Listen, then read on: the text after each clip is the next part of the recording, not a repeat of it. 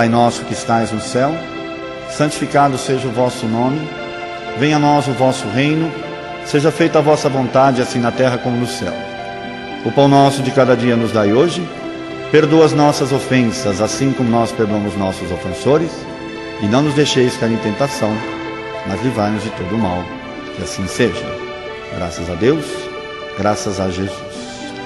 Com vocês, a dona Lígia. Obrigada. Que a paz de Jesus continue nos envolvendo nesse momento tão importante de estarmos juntos. Porque juntos nós vamos estudar, nós vamos seguir a rota da felicidade, que é o Evangelho de Jesus. Há um costume muito interessante nas nossas casas espíritas, ou mesmo no Evangelho que fazemos em nosso lar, que nós abrimos o Evangelho ao acaso e ficamos surpresos de ver que o assunto que veio ser tratado é exatamente o que nós precisávamos. Esse é um método bem interessante. Mas há um outro detalhe que nós observamos no carinho que Kardec teve ao elaborar o Evangelho segundo o Espiritismo. Porque, na verdade, ele fez uma sequência nos capítulos que basta nós lermos os títulos e nós teremos feito a rota da felicidade. Se não, vejamos, ele nos diz no capítulo 1, não vim destruir a lei. Os judeus estavam muito preocupados, os fariseus preocupadíssimos, porque Jesus trazia ideias novas. E eles ficavam preocupados, será que ele vai destruir a lei? Ele falou, não, eu não vim destruir, eu vim ensiná-los a entender a lei. Moisés havia trazido as suas leis, leis necessárias, para que pudesse levar o seu povo à terra prometida. Então Moisés falava de olho por olho, dente por dente. Quem ferir pela espada perecerá. Jesus nunca se negara a dar maiores explicações. O que eles preocupavam é que Jesus dizia, amai os vossos inimigos. Mesmo querendo explicar, eles estavam preocupados. Aí Jesus disse, não fiquem tão preocupados, porque na verdade, ele diz a Pilatos, meu reino não é deste mundo. Ele disse, mas então sois rei? Sim, eu sou, vós o dissestes. Mas o meu reino, diz o capítulo 2, não é deste mundo. Eu, na verdade, vim só para trazer a vocês estes conhecimentos. E é muito importante que saibam, diz o capítulo 3, há muitas moradas na casa do meu Pai. Eu vim para vos ensinar e preparar o caminho, para que possam comigo habitar essas muitas moradas da casa do meu Pai. A terra é hoje um mundo de provas e expiações, que passará brevemente a mundo de regeneração. Depois nós temos os mundos felizes, os mundos divinos, a esfera crística. Há muitas moradas na casa do meu Pai. Não se turbe o vosso coração. Crede em Deus, crede também em mim. Há muitas moradas na casa do meu Pai. Mas para que possam habitar essas muitas moradas, é importante que eu vos digo, diz o capítulo 4, ninguém poderá ver o reino de Deus se não nascer de novo. Naquela tarde, estava André, Tiago, conversando com Jesus, quando de repente bateram-se-lhe à porta, e ali estava Nicodemos. Nicodemos era um doutor da lei, era um mestre em Israel, e era costume aos mestres falarem em nova vida. Mas mesmo assim Nicodemos chega para Jesus e diz, Senhor, eu sei que viestes de Deus, porque só quem veio de Deus pode fazer as maravilhas que o Senhor tem feito. Por isso eu vos pergunto, o que eu devo fazer para alcançar o reino de Deus? Foi aí que Jesus usou essa frase que ficou célebre, né?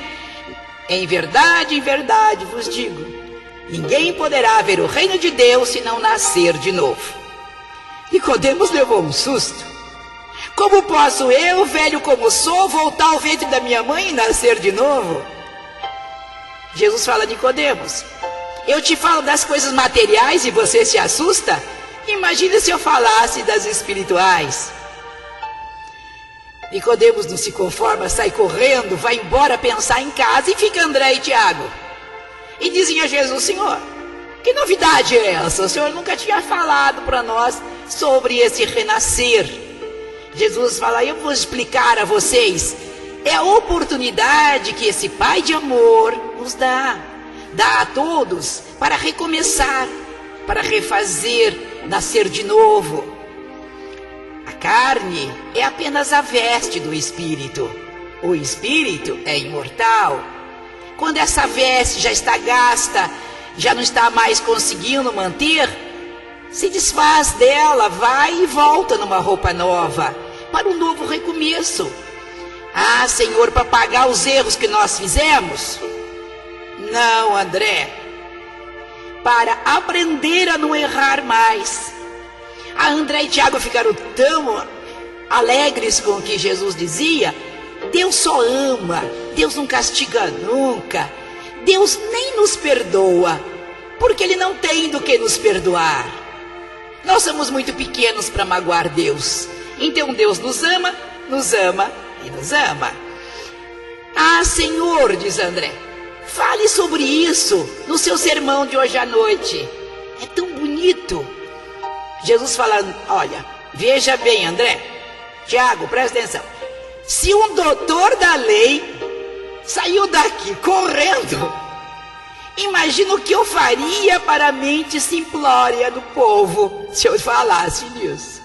Hoje não é possível, mas eu vos enviarei o Consolador. E ele vai dizer o que eu não posso dizer hoje, e explicar, relembrar tudo que tiverem esquecido. E Jesus então vai nos ensinando esta oportunidade do renascer. Mas no nascer e renascer, nos diz o capítulo 5, bem-aventurados aflitos. Bem-aventurado nas aflições.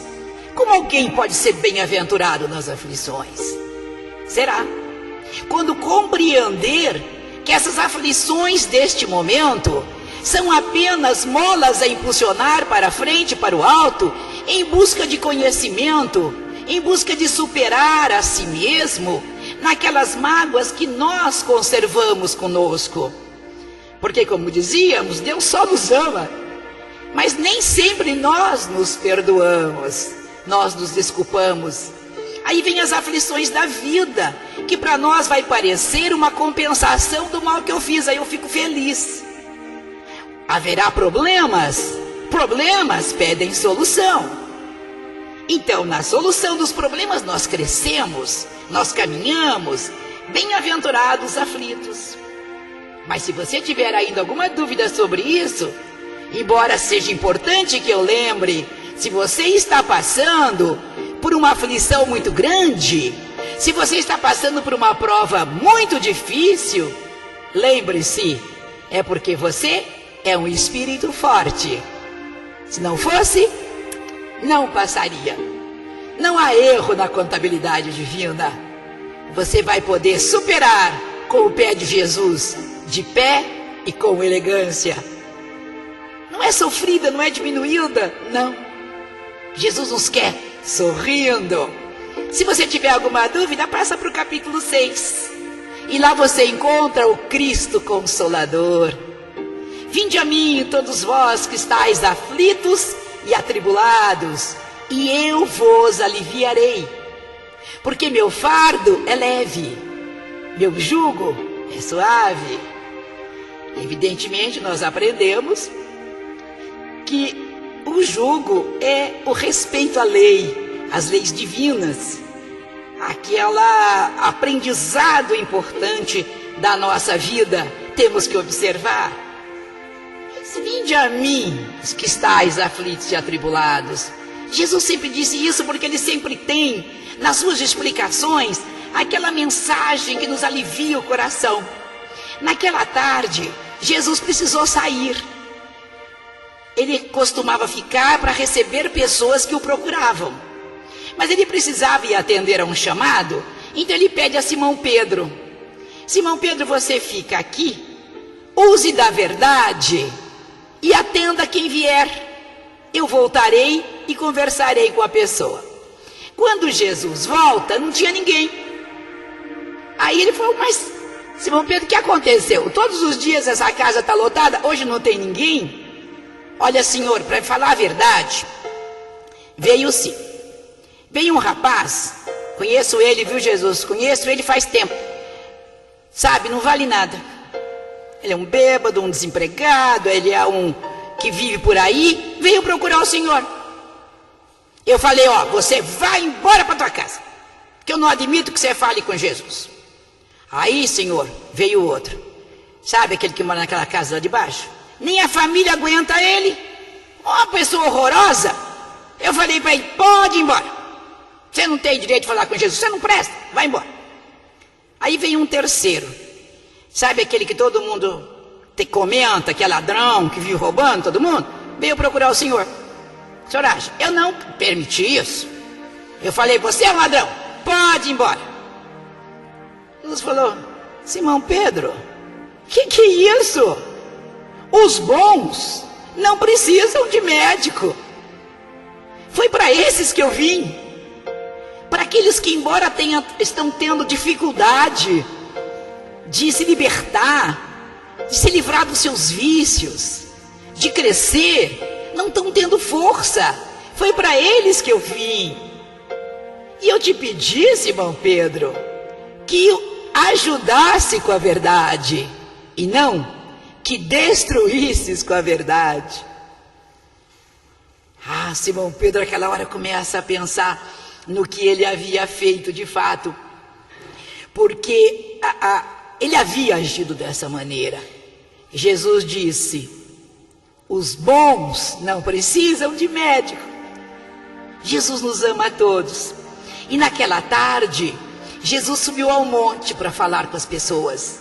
E quando ele estava subindo, ele vê que lá atrás vem vindo aqueles três que Jesus havia esperado para receber e que Simão Pedro não deixou. Eles vinham vindo escondidinho, de medo que Simão Pedro visse e mandasse eles embora de novo. Então, bem escondidinho atrás da multidão, eles queriam ouvir Jesus, eles queriam se renovar, queriam se modificar. Jesus sobe ao monte e nos diz o sermão da montanha. Diz o capítulo 7, bem-aventurados pobres de espírito. Nós às vezes usamos essa frase com pouco caso, né? Ah, não liga não que é o pobre de espírito. Jesus não usava assim, não. Ele chamava de pobre de espírito todo aquele que reconhece a sua pequenez perante a grandeza de Deus. As pessoas humildes, aquelas que já reconhecem que sabem tão pouco. Esses são os pobres de espírito. Jesus dizia que eles eram bem-aventurados. Bem-aventurados pobres de espírito. Diz o capítulo 8, bem-aventurado aqueles que têm puro o coração. Quando Jesus fala sobre a pureza do coração, ele pega uma criança, senta a criança no seu colo e diz, em verdade vos digo, que aquele que não se assemelhar a uma criança, não entrará no reino de Deus. A gente fica pensando, a criança é um espírito reencarnante, como somos todos nós. Então ela traz consigo virtudes e defeitos. Defeitos que cabe aos pais ajudar a corrigir. Virtudes que cabe aos pais incentivar. Mas a criança nos dá o exemplo que Jesus nos pede para merecermos um dia estarmos no reino de Deus. Porque ele ensinava a Simão Pedro que nós devemos perdoar 70 vezes, 7 vezes.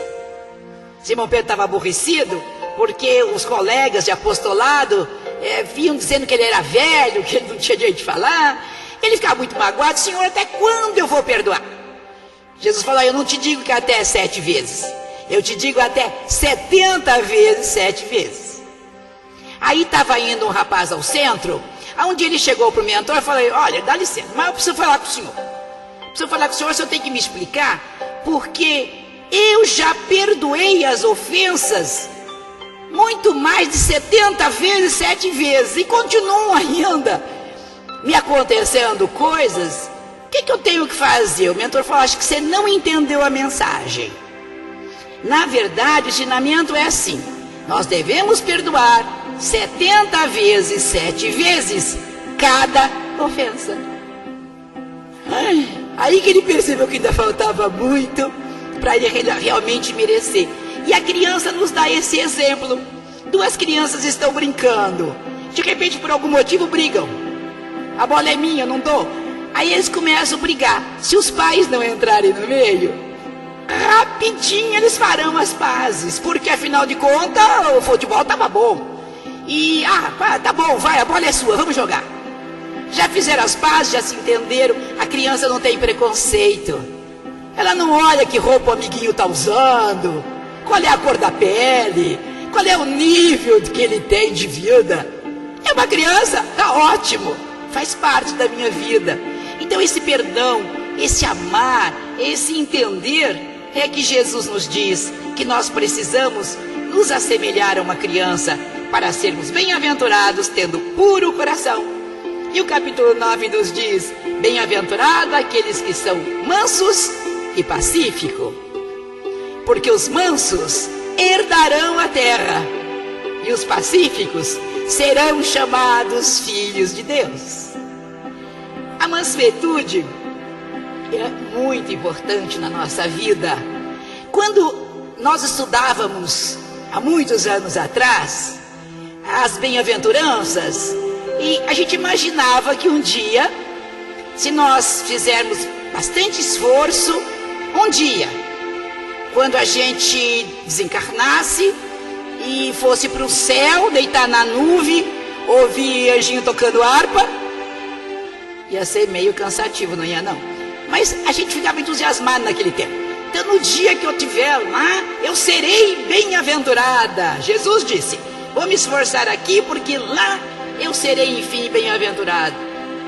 Aí veio a doutrina dos Espíritos e falou: Lígia, você está mal informada. Vamos esclarecer. Primeiro, não tem nuvinha para deitar, não, né? No céu não é exatamente nem o inferno, nem o céu, é como se pintam. Eles estão dentro de cada um. Você será bem-aventurado hoje, aqui, agora. Faça e serás bem-aventurado. O manso é bem-aventurado, o pacífico, porque eles não brigam por pouca coisa. Hoje em dia é perigoso, né, gente? Brigar por pouca coisa. É melhor ficar bem pacífico. Os mansos, então, eles estão no trânsito. A gente está indo no trânsito, aí de repente o companheiro vai assim, acelera, o outro carro um pouco mais, quase bate em você, daquela fechada. Você vira para ele e diz: ó céus. É assim que a gente faz no trânsito. Aí o outro quer ultrapassar, você fala: passe, meu amigo. Ai, coitado, está com mais pressa do que eu. Deus te abençoe. Hein? Não é lindo isso? Nós vamos chegar lá e seremos bem-aventurados. De qualquer maneira, lembrem-se, quando vocês estiverem no trânsito, lembra de mim. Na hora que te der aquela fechada, quiser passar na sua frente, as peruas te apertam no canto, você fala: ó céus. Passa na hora, você se acalma e sai fazendo o que vocês fizeram agora, sorrindo. Então o manso e pacífico, acima de tudo, é bem-aventurado, porque ele não se crucifica, ele não se faz sofrer, ele não fica guardando mágoa, ele vai procurando entender as pessoas, o que vai fazendo com que ele não desgaste as suas energias. Bem-aventurado, porque eles serão chamados filhos de Deus. E o capítulo 10 nos fala, Jesus nos pede um pouco mais. Bem-aventurado aqueles que são misericordiosos. Ter misericórdia, amar, compreender, tolerância, saber entender as pessoas, porque às vezes nós precisamos ser atenciosos, meigos bons para aquela pessoa da família que é a mais rica de todos, mas ela está precisando de um ombro amigo, ela está precisando de alguém para estar com ela. Bem-aventurado aqueles que são misericordiosos, que o seu perdão, a sua tolerância continua de uma tal maneira que chega à misericórdia. Sabe aquela mesma misericórdia que a gente pede para Deus? Pai, tende misericórdia de mim, Senhor. Ele fala, pois não, minha filha, tem também você do seu irmão, né? E a gente vai caminhando, e nesses aprendizados Jesus nos diz, amai o vosso próximo como a si mesmo. Está no capítulo 11. Amar o vosso próximo como a si mesmo. Eles perguntavam, os fariseus, a Jesus, qual era o maior de todos os mandamentos. Jesus disse, amarás ao Senhor teu Deus de todo o teu coração, de todo o teu entendimento, e ao teu próximo como a ti mesmo. Aí a gente pergunta, você tem se amado ultimamente? Porque Jesus nos deu uma condição, ame o próximo como a si mesmo. Se você não se ama, vai ficar difícil amar o próximo da mesma maneira. E nós temos que nos amar.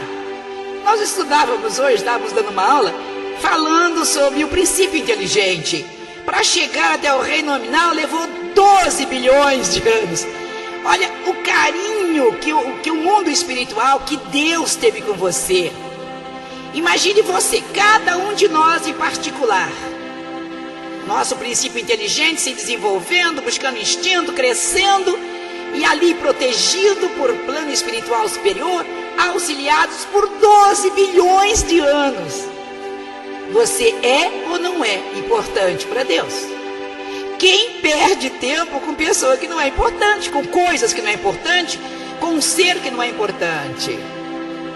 E você, para chegar onde está, levou, no mínimo, uns 15 bilhões de anos.